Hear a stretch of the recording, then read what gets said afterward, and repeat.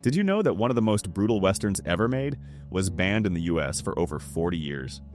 That's right.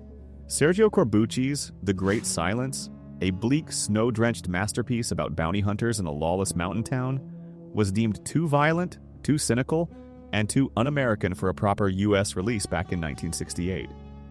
Even the studio that financed it refused to show the ending in test screenings. It was that bleak.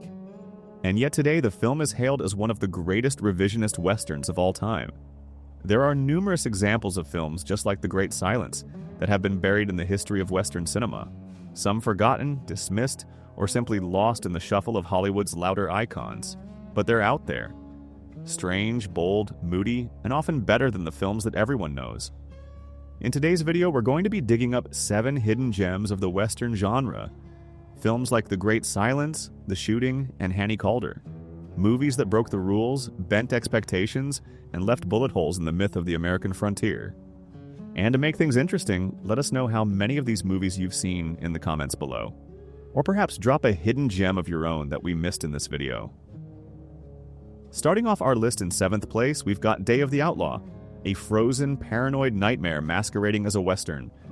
Set in a snow-blanketed Wyoming town, the film stars Robert Ryan as a bitter cattleman whose feud with a homesteader gets interrupted by a gang of outlaws taking the town hostage. But forget your dusty saloons and desert duels. This Western trades the sun-baked frontier for blizzards and dread. Director André de Toth shoots the film like a noir trapped in a snow globe. It's raw, claustrophobic, and soaked in moral rot. Ryan gives a killer performance as a man forced into reluctant heroism, but it's the icy atmosphere that makes this feel unlike anything else in the genre. If you're looking for a Western that feels like it's gasping its last breath in a blizzard, this one's waiting in the cold. Coming in 6th, The Gunfighter is what happens when the myth of the gunslinger starts to rot from the inside out. Gregory Peck plays Jimmy Ringo, the fastest draw alive and the loneliest man in town. He walks into a saloon just looking to have one quiet drink, maybe patch things up with his estranged wife. But word spreads, and every young punk with something to prove starts lining up to shoot him. This film doesn't deal in shootouts, it deals in consequences. The entire story unspools over a single suffocating day, and you feel every ticking second like a fuse on a stick of dynamite. It's stripped down, intimate, and bracingly modern in its fatalism. Peck has never been better, haunted, tired, and painfully aware of the ticking clock on his legend. The Gunfighter might just be the Western's first true tragedy, and it's aged like fine gunpowder. Holding strong at number 5 is Ride the Whirlwind, a minimalist acid Western that quietly drags you into a moral sinkhole. Written by and starring Jack Nicholson, this one follows 3 cowboys who accidentally stumble into an outlaw hideout and immediately get mistaken as part of the gang. What follows isn't heroic. It's panic, fear, and the slow erosion of any illusions about fairness on the frontier. Directed by Monty Hellman, the film has almost no music, no flash, and no easy answers. It's stripped to the bone, shot with documentary realism, where the landscape feels as blank and unforgiving as the character's fate. Nicholson's performance isn't wild or unhinged. It's quiet, twitchy, and uncomfortably human. This is a Western about what happens when the fantasy fails, and it doesn't let you off the hook. At number 4, Hannie Caulder hits like a Molotov cocktail tossed at the dusty Western status quo. Raquel Welch plays a woman who survives a brutal attack and then decides she's not waiting around for justice. She's going to learn how to shoot, track, and kill. With help from a world-weary bounty hunter, Robert Culp, and a gunsmith played by Christopher Lee, it's gritty, pulpy, and years ahead of its time. Part revenge Western, part feminist reckoning, Hannie Caulder stomps through the genre with a 6-shooter in one hand and a middle finger in the other. Welch is magnetic, tough without ever being cartoonish, and the tone is raw, unvarnished, and dangerous. If you're tired of Westerns where women are just props in someone else's revenge fantasy, Hannie Caulder will slap you wide awake. Taking the 3rd spot is The Great Silence, Sergio Corbucci's snowbound bullet of nihilism, and quite possibly the bleakest Western ever made. Jean-Louis Trintignant plays a mute bounty hunter. Klaus Kinski plays a psychopath who hunts men for sport and cash.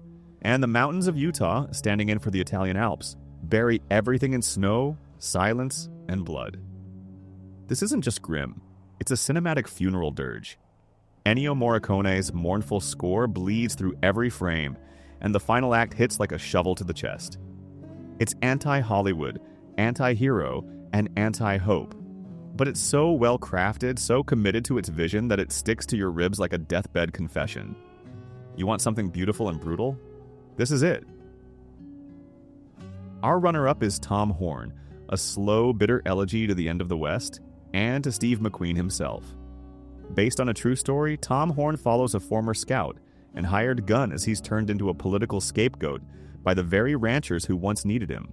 As the old rules fade and modernity creeps in, Horn becomes a man out of time, and McQueen plays him like a ghost who just hasn't caught up with his own death yet. The production was a mess, the marketing non-existent, and yet the result is devastating. This isn't a fast Western, it's a slow bleed. But in its silence, in McQueen's hollow-eyed stares, you feel the weight of a genre dying with dignity. For a man who is terminally ill during filming, McQueen delivers a final performance so raw, it feels like prophecy. And for our final film, the #1 hidden gem, we have The Shooting. This movie feels like a ghost story told around a campfire by someone who doesn't blink. Directed again by Monte Hellman and starring Warren Oates and Jack Nicholson, it's a desert nightmare that barely explains itself, and doesn't need to. Oates plays a former bounty hunter leading a silent woman across a hostile wasteland. Nicholson follows. That's the plot, sort of. The real journey is into paranoia, obsession, and a creeping sense that time and space are breaking apart. There's no score. The desert is empty. The characters barely talk. And yet somehow it grabs your chest and doesn't let go. The final scene? A cold slap that leaves you blinking into the void. The Shooting doesn't tell you what's happening. It dares you to make sense of it. And that's exactly what makes it unforgettable. And there you have it. 7 hidden Western cinema gems you've never seen. These aren't just lesser-known titles.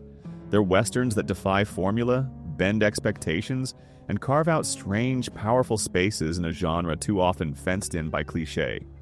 They're the ghost towns of cinema, overlooked but absolutely worth exploring. These are films that took risks and gave us a more complicated, more interesting version of the West. A version where morality isn't black and white, where silence speaks louder than a six-shooter, and where even the heroes aren't guaranteed a ride into the sunset. If you enjoyed this exploration of some of the genre's more hidden gems, be sure to like, subscribe, and ring that notification bell so you don't miss our next adventure into the world of classic films. Until next time, this is Slow Dusk, signing off.